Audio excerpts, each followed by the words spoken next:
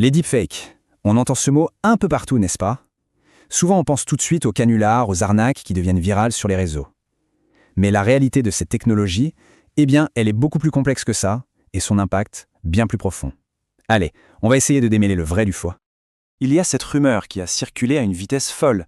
L'idée, c'est que juste en disant oui, allô au téléphone, des escrocs pourraient cloner une voix et piller un compte en banque. Forcément, c'est une idée qui fait peur, qui a semé une véritable panique, mais la question c'est, est-ce que c'est vraiment possible ? Bon, la réponse, soyons clairs, c'est non. Les experts sont formels là-dessus. Les systèmes de reconnaissance vocale que les banques utilisent sont quand même beaucoup plus sophistiqués. Un ou deux mots, ça ne suffit absolument pas pour les tromper. Donc la bonne nouvelle, c'est que cette arnaque-là en particulier, c'est un mythe. Ok, donc on peut souffler pour cette histoire de compte en banque. Mais cette peur, même si elle n'était pas fondée, elle a eu le mérite de mettre un gros coup de projecteur sur une question bien plus large.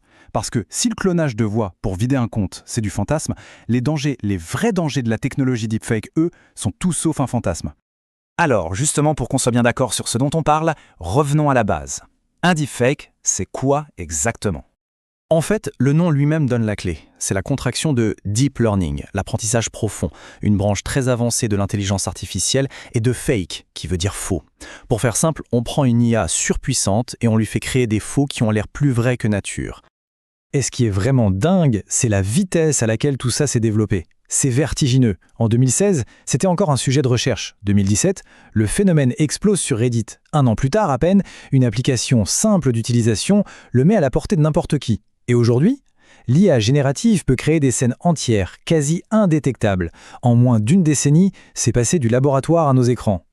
Et voilà, cette démocratisation ultra rapide, ça nous amène directement au cœur du problème, les conséquences bien réelles et souvent dramatiques de cette technologie. Parce qu'il faut être honnête, il ne faut pas se voiler la face, l'utilisation numéro 1 des deepfakes aujourd'hui, et de très loin, c'est la création de contenus pornographiques non consentis. C'est une nouvelle forme de violence numérique qui cible massivement les femmes. Ce chiffre, 75%, il est là pour donner une idée de l'ampleur du phénomène, rien que dans les cas de revenge porn. On ne parle pas de quelques cas isolés, hein. C'est un véritable fléau. Une arme de harcèlement avec des conséquences psychologiques et sociales qui sont juste dévastatrices pour les victimes. Mais la menace ne s'arrête pas à la sphère privée, non. Elle s'attaque aussi à quelque chose de fondamental pour nos sociétés, la confiance. En politique, le deepfake devient une arme de désinformation massive, capable de manipuler l'opinion publique. L'exemple qui a sans doute le plus marqué les esprits, c'est cette fausse vidéo du président Zelensky. Il faut imaginer l'impact. En pleine invasion, une vidéo tourne où on le voit appeler à la capitulation. C'est une tentative de déstabilisation pure et simple conçue pour saper le moral de toute une nation en guerre.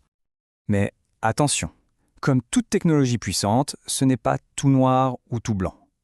Le deepfake, ce n'est pas que un outil de destruction. Ça ouvre aussi des portes assez fascinantes, des perspectives créatives, en particulier dans l'art et le divertissement. Prenons le cinéma. On peut faire revenir des acteurs qui nous ont quittés, on peut rajeunir un visage de façon bluffante. Ou alors, pensez au doublage. On peut faire en sorte que les lèvres d'un acteur correspondent parfaitement à une autre langue. C'est un outil qui repousse vraiment les limites de la création et qui, au passage, résout des casse-têtes de production bien réels. Alors voilà, on a ce double visage. D'un côté, la création, de l'autre, la destruction. Et face à ça, une véritable course contre la montre a démarré pour essayer de maîtriser les usages les plus dangereux. Et cette riposte, elle se joue sur deux fronts principaux.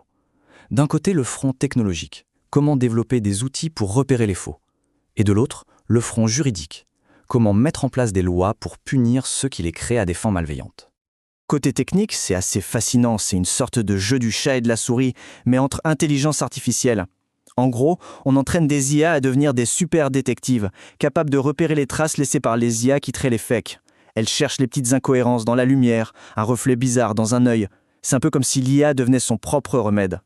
Et puis il y a le droit. Et là, ça bouge partout dans le monde. En France, aux États-Unis, au Canada. Beaucoup de pays essayent de mettre leurs lois à jour. Certains vont même plus loin, comme la Chine, qui a rendu obligatoire l'étiquetage de tout contenu généré par une IA. C'est un énorme chantier juridique qui est en train de s'ouvrir à l'échelle de la planète. Mais au-delà de la technique et des lois, le vrai défi, le plus grand peut-être, il est presque philosophique. Parce que les deepfakes nous font basculer pour de bon dans ce que certains appellent l'ère de la post-vérité. Cette citation d'un chercheur en IA, elle donne le vertige, mais elle résume tout. C'est le moment où nos propres yeux ne seront plus capables de faire la différence entre le vrai et le faux. Le fameux dicton « je ne crois que ce que je vois » risque de ne plus vouloir dire grand-chose. Et cette image, c'est une métaphore parfaite de là où on en est.